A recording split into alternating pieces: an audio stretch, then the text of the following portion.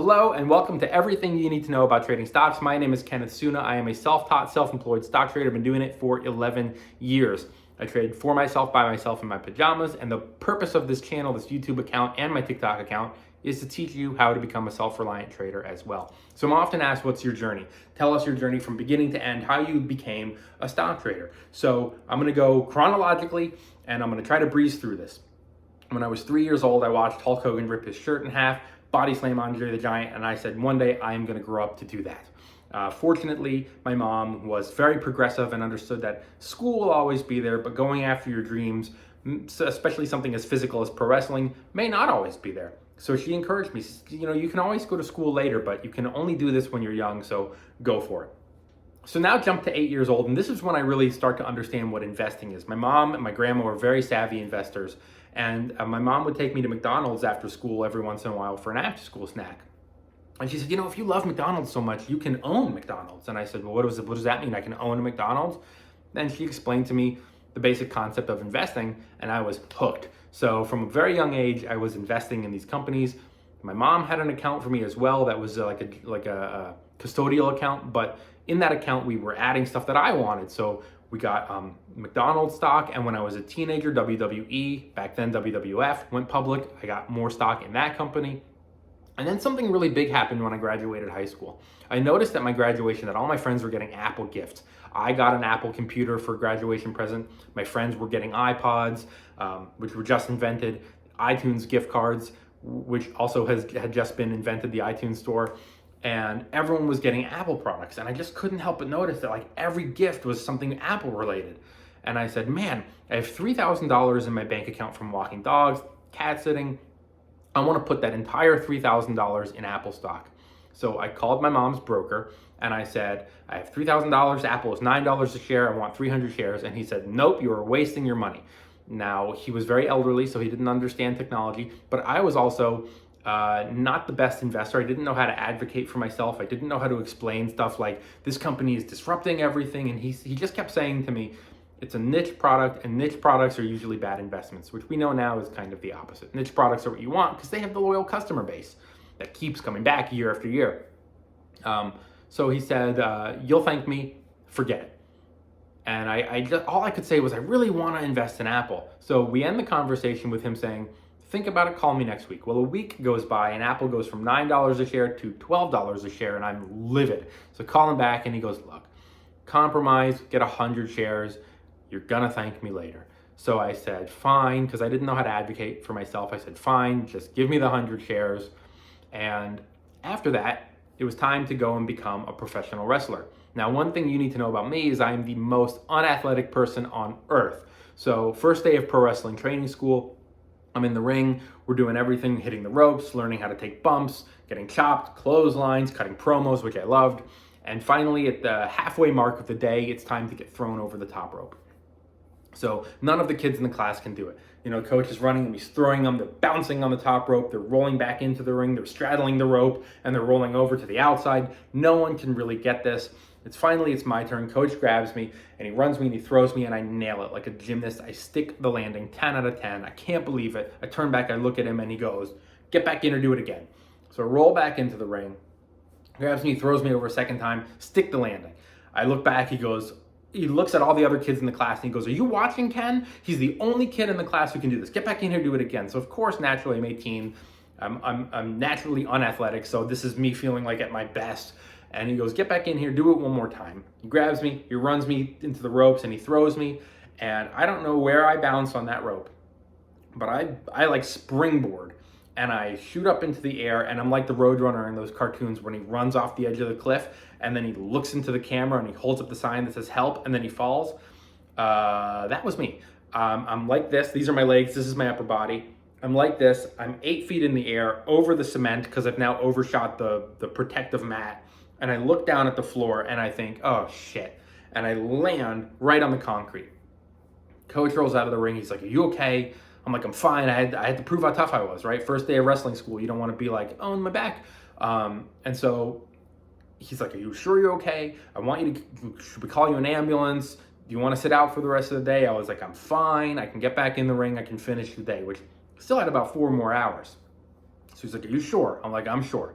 So coach turns around and I'm like, oh my God. And my whole body kind of like goes like this. Get back into the ring, and for the next 4 hours, I'm getting clotheslined, I'm getting slammed, and I woke up the next morning, couldn't move. So went to the hospital, got an MRI, and turns out that I had broken my back, and that was it. I had no plan B. I didn't know what I wanted to do with the rest of my life. I didn't want to go to college just to go, and so I'm at this moment where I'm like, what am I going to do? Who am I? And so I got a job in the restaurant industry, as most people do when they don't know what they want to do. And I'm working in the restaurant industry, and I end up absolutely loving it. A couple years go by, and I notice that my Apple stock is absolutely on fire. And they announce a 2-for-1 split. So me, not knowing anything about investing, I think I've just doubled my profits. So I call my broker and I say, sell half my shares. And he goes, okay. And he sells half the shares. And I say, so what's my profit? And he goes, oh, it's like nothing, right? Whatever it was. And I said, no, it should be double. And he goes, no, that's not how splits work. And after the fact, explains to me what splits are and how they work. And I was like sick to my stomach. I said, I wouldn't have sold if I had known. And he was like, And I think that's one of the things that like a broker is there for, is to educate you and explain these things. And I'm a kid, I don't know any of this stuff. And he knew that. What I wish he would have done is, before I said sell it, or before he put in the order, I wish he would have said, why are you selling it? Do you know what a split is? Do you know how it works? Because then I wouldn't have sold. But you live and you learn.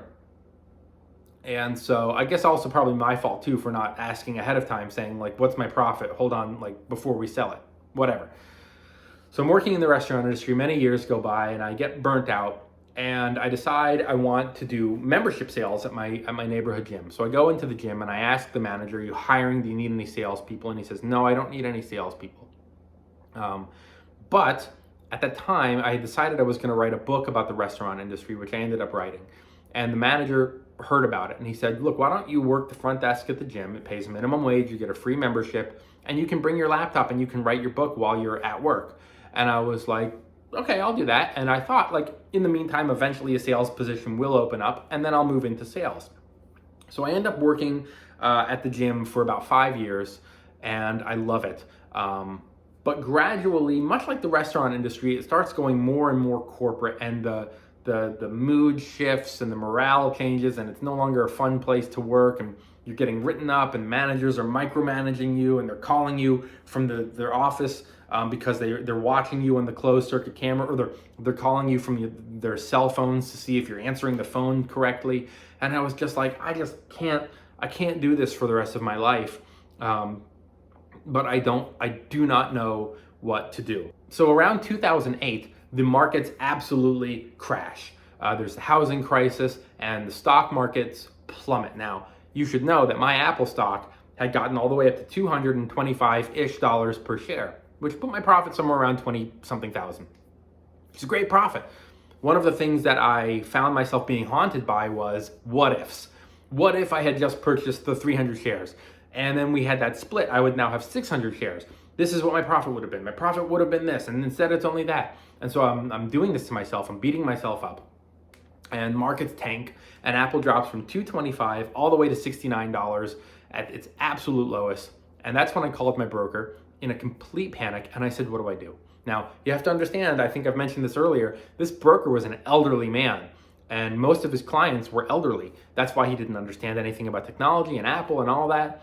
And when I called him and said, what do I do? He said, sell it now, take your profit, the markets are tanking, get out now. And so I said, all right, fine, sell it. And we sold the stock. Now, what he should have said is, hey, listen, you're 23, I think you're 23 years old. You were right, this is a great stock. They now have a cell phone, they're innovating everything, they're changing the world. They're making unbelievable profits. You are going to see, you're 23, you're going to see the end of this recession, and you're going to live a nice long life. Don't sell it at $69 a share. Buy more if you can afford it. Buy as much as you can. That's what he should have said. He said sell it. I listened because I didn't know anything, and I sold. 69, as it happens, was the lowest price Apple got during the recession. And after that, straight up to around, I think, maybe $700 or $800 a share. They were just, couldn't stop them, right? They're like Tesla now. Apple was like that a long time ago, just on fire, just constantly going up. just record quarter after record quarter. You could not stop Apple. And I was sick to my stomach. And this is when they announced a 7-for-1 split. I think it was 7-for-1. I can't remember the exact number, but they announced the split. And Apple drops all the way, because of the split, all the way to around $70, $90 a share, which is where I purchased it back. Now, just for some context here, it was $9 a share when I first wanted it in 2003.